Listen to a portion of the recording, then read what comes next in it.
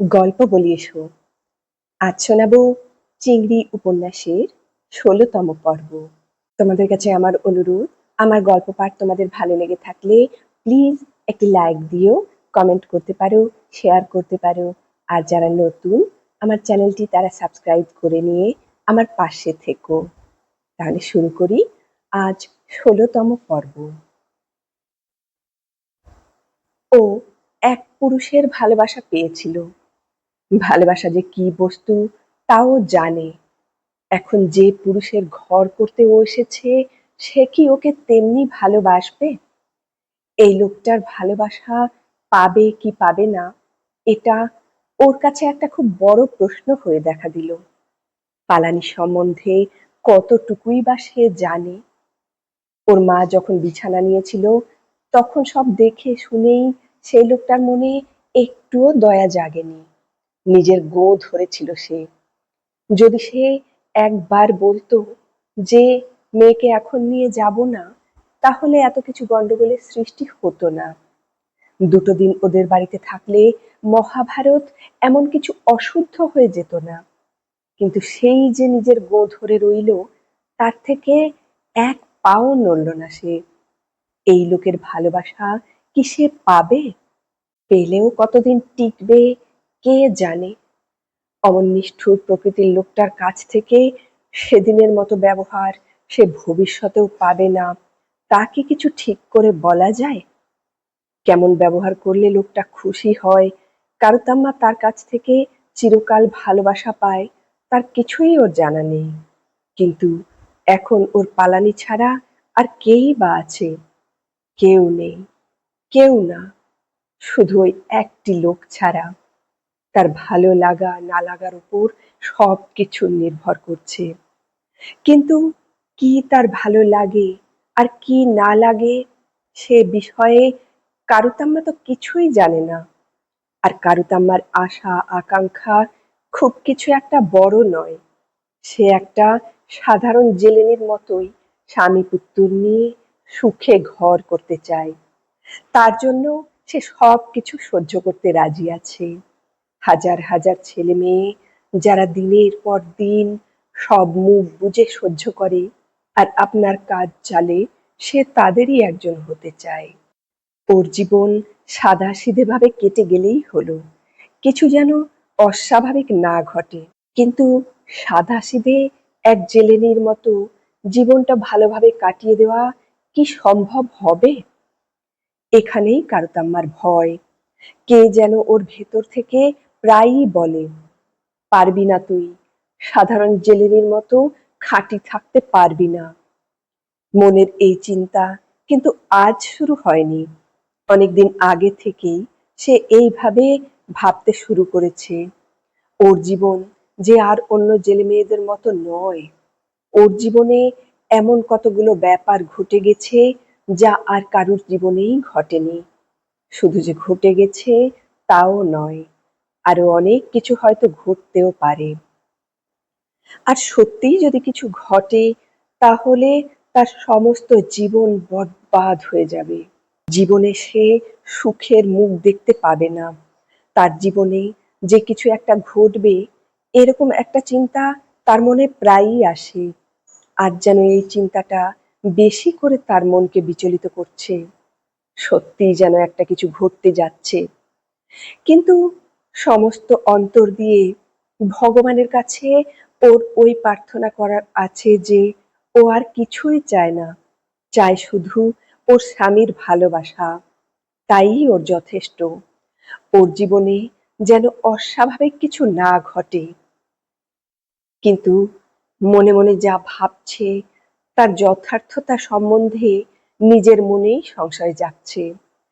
ওর জেলের ভালোবাসা ও চায়, তার জন্যে ও সবকিছু সহ্য করতে রাজি আছে। আবার অন্যদিকে তার এই আগ্রহ, তার এই ইচ্ছে যে কতটা সত্যি, তাই নিয়ে তার মনে সন্দেহ জাগছে। নিজের মনকেও ঠিক করে বুঝে উঠতে পারছে না। প্রত্যেক মেয়েরই বিয়ের পর জীবনের সবচেয়ে বড় স্বাদ যে তার স্বামী তাকে সম্পূর্ণরূপে ভালোবাসুক। এই ভালোবাসা যে কি সে সম্বন্ধে প্রথমে তাদের ধারণা বা অভিজ্ঞতা এতটুকুও থাকে না। কিন্তু কারুতাম্মার কথা আলাদা। সে জানে ভালোবাসা কি, সে জানে ভালোবাসার মধ্যেও কত ব্যথা, কত বেদনা লুকিয়ে আছে। তাই তো ঠিকমতো ভালোবাসা সে এ জীবনে আবার পাবে কিনা তার সন্দেহ। কারুতাম্মার কেমন যেন একটা ধারণা মনে গেঁথে গেছে যে পালানি ভালোবাসতে পারবে না। যদি ওর অনুমান সত্যি হয়, তাহলে কেন সে তার ঘরবাড়ি ছেড়ে সম্পূর্ণ এক অজানা অচেনা লোকের সঙ্গে চলে এসেছে? এটা কি একটা খুব বড় পরীক্ষা নয়? কিন্তু বাপের বাড়িতে থাকলেও কি এই পরীক্ষা থেকে নিষ্কৃতি ছিল? হয়তো এর চেয়ে আরো অনেক বড় পরীক্ষার সামনে তাকে দাঁড়াতে হতো।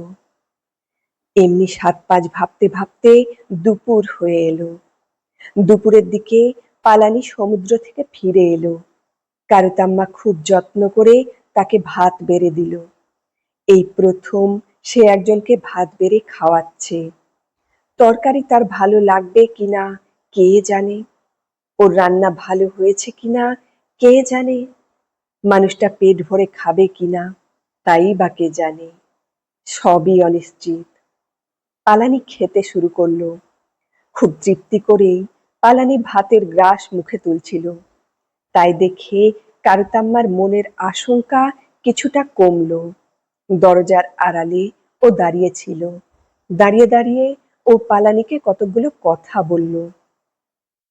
পালানিকে ও ভালোবাসে কিনা বা পালানি ওকে ভালোবাসবে কিনা এসব কিছু নয়। ও বলল, তরকারি রাঁধার বাসন একটাও নেই। ভাতে হয়তো কাঁকড় থাকতে পারে, কেননা চাল চেলে নেওয়ারও কোনো বাসন নেই। হাতা আছে একটা মাত্র।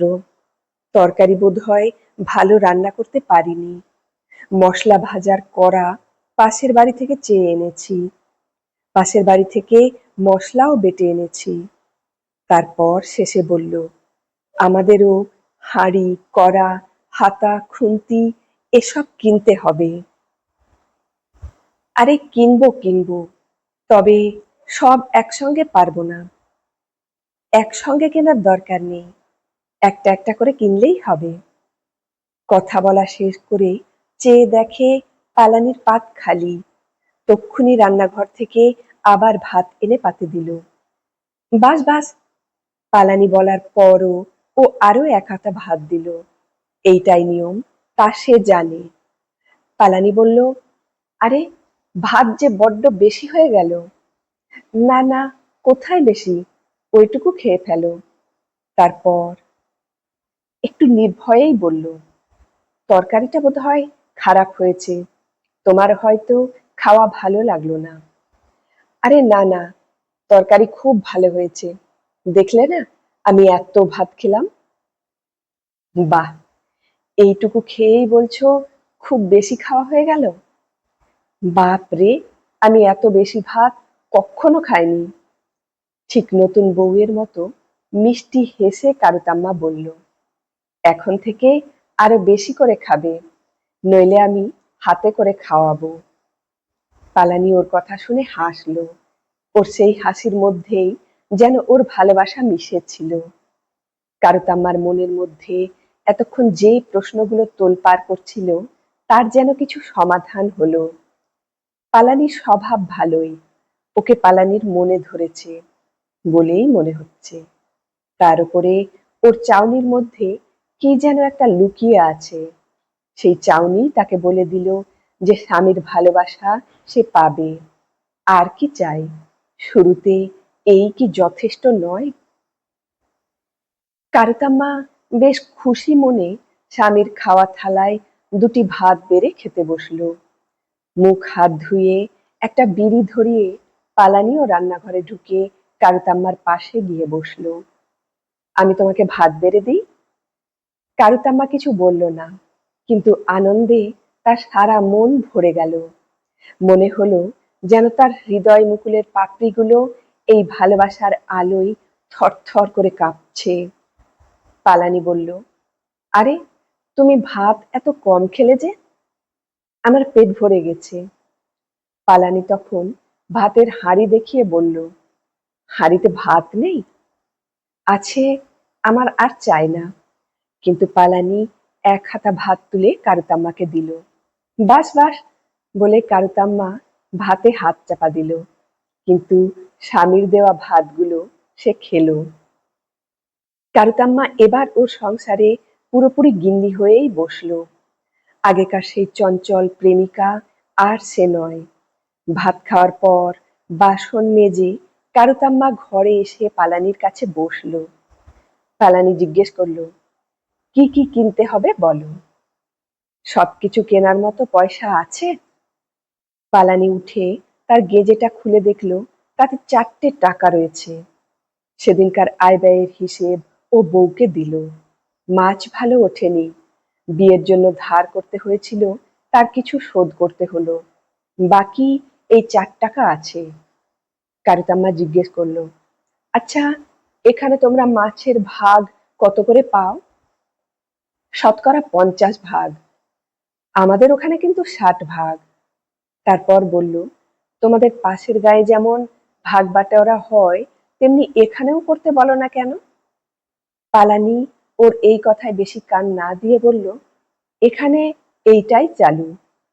কারুতাম্মা তখন ওর বাবা কিভাবে সকলকে নিয়ে জোট পাকিয়ে ভাগের হিসেব 60 করেছে সেই গল্প পালানিকে শোনালো। পালানি বলল, আমাদের এখানে ওই রকম কিছু একটা করা মুশকিল। থাকবে ওসব কথা, কি কি জিনিস আনতে হবে বলো? কারুতাম্মা জিজ্ঞেস করলো, এক্ষুনি কিনতে যাবে নাকি? হ্যাঁ। না, একটু জিরিয়ে নাও।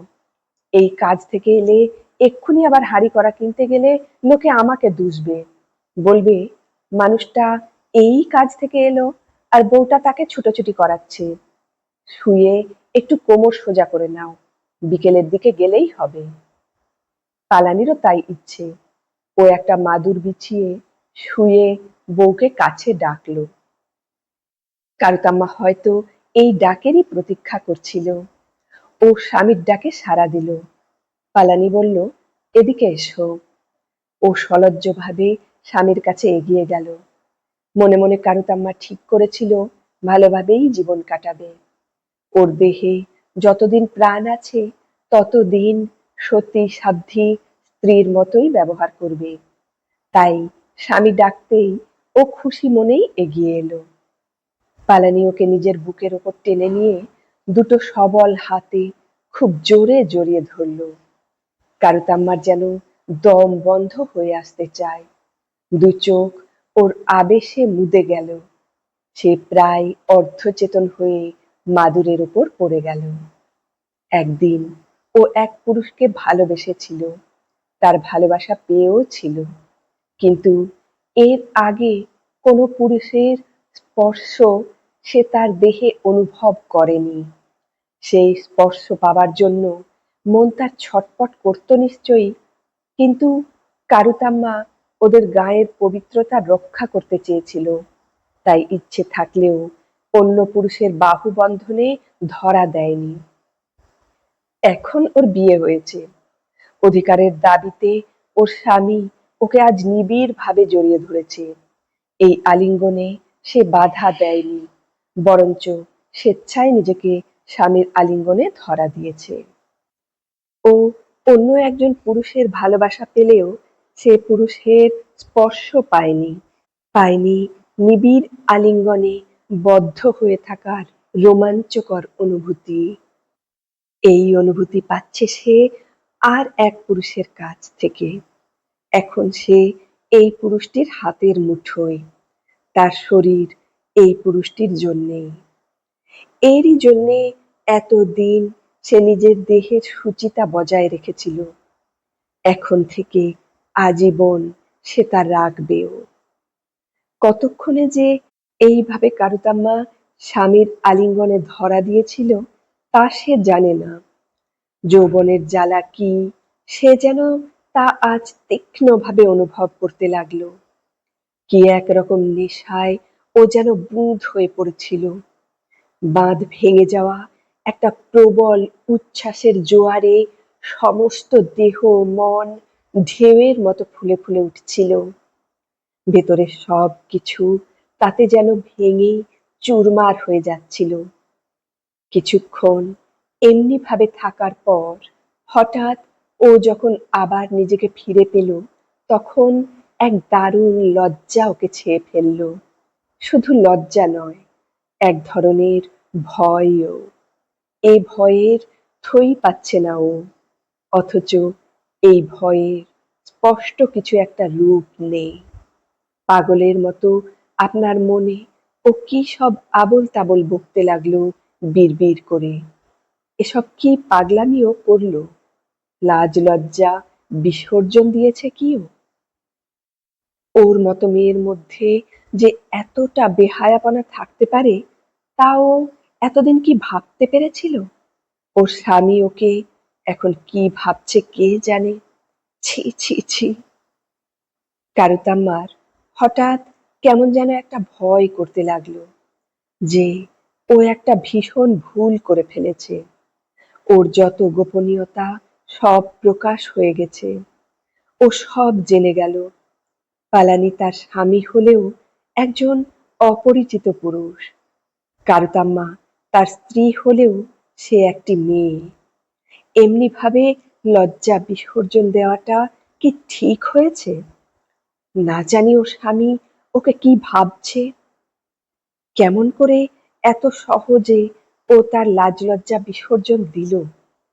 আগে তো ও খুবই লাজুক, খুবই আটঘাট বাঁধা মেয়ে ছিল। কোনোদিন সে এমন ভাবে এক পুরুষের কাছে তার সব লজ্জাবরণ খুলে দেবে, তা কি সে ভাবতে পেরেছিল? এখন একটা ভয়ানক প্রশ্ন তার মনে তোলপাড় করছে। এই প্রশ্নের সম্ভাবনায় ওর মন ভয়ে ছেয়ে রয়েছে। যদি যদি ওর স্বামী জিজ্ঞেস করে, ওহ, তুমি তাহলে আগে থেকেই সব জানতে? না, সত্যি বলছি, বিশ্বাস করো, আমি এসবের কিছুই জানতাম না। এই উত্তরই দেবে সে। কিন্তু ওর বর কি তা বিশ্বাস করবে? আর যদি ওকে বিশ্বাস করাতে না পারে, তাদের দুজনের তাহলে এই মিলিত জীবন যে অশান্তি আর অবিশ্বাসে মলিন হয়ে উঠবে। এই ধরনের প্রশ্ন ওঠার আগেই ও ওর বরের কাছে ক্ষমা চেয়ে নেবে। কিন্তু কি বলবে? কেমন ভাবে ক্ষমা চাইবে? এতক্ষণ শুনছিলে টি এস পিল্লাইয়ের লেখা চিংড়ি উপন্যাসের ১৬তম পর্ব। কেমন লাগলো তোমাদের পর্বটা কমেন্টে জানিও। ভালো লাগলে অবশ্যই একটি লাইক দিয়ে দিও। যারা আমার চ্যানেলে নতুন এসেছো, তাদের কাছে অনুরোধ করি আমার চ্যানেলটি সাবস্ক্রাইব করে নিয়ে আমার পাশে থাকো। আজ আসি, এরপর হাজির হব আরো একটি নতুন পর্ব নিয়ে। ভালো থেকো সবাই।